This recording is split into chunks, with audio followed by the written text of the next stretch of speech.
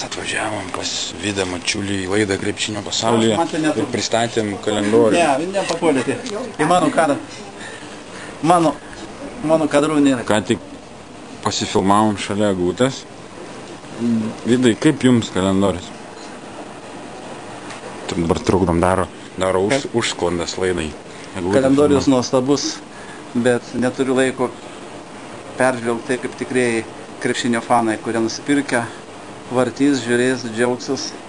O aš ruošiu naujametę laidą, kurioje Tomas Tomovičius apie tą kalendorių pasakojo, o dabar nufilmuoju dar eglaidę. Super. Tai buvo žmogus legenda Vidas Mačiulis.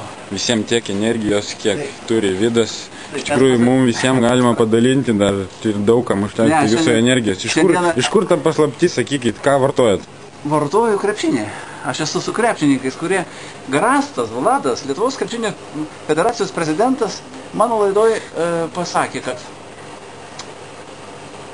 mūsų krepšinį 88 Lietuvos, tai jau pragyvenu 6 krepšinių kartus. Tai aš galvoju, kiek aš tų kartų, turbūt 4 tai tikrai pragyvenau ir dar turbūt 1 pragyvensiu. Tai matai, ką reiškia žurnalistų gyvenimas, kai esi tarp krepšininkų, kurie juda, bėga, kurie lekia, vadinasi, ir pats užsikreti tuo, tik tai tie, kad jie labai yra trumpamžiai, aš pasirodo, nesu dar 100 metų pasiekęs, bet aš pragyvenu visus ir pradedant Paulausku. Tai jūs negali be to adrenalino, ne? Labai vėl Vladas Garastas gražiai pasakė, kai adrenalino. Sako, žiūrėk, ten vieni sugumą šauka, švelniai žino, kelinto aukštų, kiti.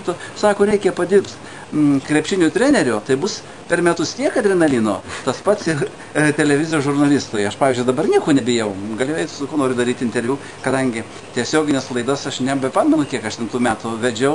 Ten irgi adrenalinas buvo, ypač šiais laikais. Dabar tai aš galiu šukuotis, galiu nusispjauti, galiu liežuvį parodyti. O tai, žiūrėkit, kaip jūs patimpėt, va taip, pavyzdžiui, šiandien sakėt, naktį laidą montuosit. Taip, ir tai iš kur tas sveikatos? Ir visi pamatys bet tai tikrai dopingo nevartojat? Jūs juokaujat. Aš apskritai nieko gyvenime nevartojau, išskyrus darbą. Tai darbas buvo didžiausias dopingas.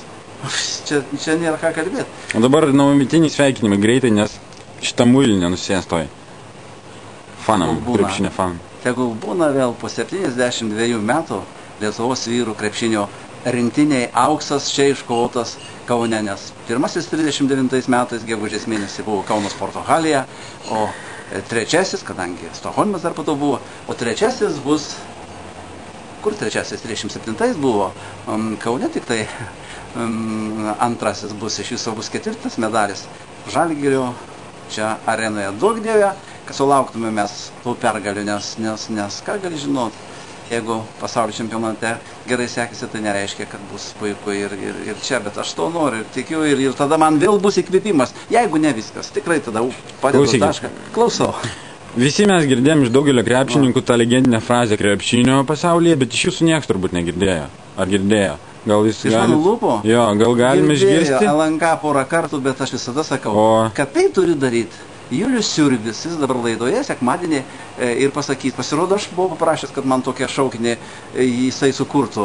Tai jūs dainuoja vienas, bet jis padarė 8 balsais, tik aš galiu dabar... Tai jūs atsisakot? Be abejo, nes aš niekam honorarų nemoku ir tu man nemoki, tai kaip aš galiu. Autoriui reikia mokėti. Supratau. Tai paskui jūs turėsit savo susimokėti už tą. Aš galiu kitą dalyką pasakyti, žiūrėkite laidą Krepšinio pasaulyje, aš ją darau iš visos širdies, iš visos savo sielos.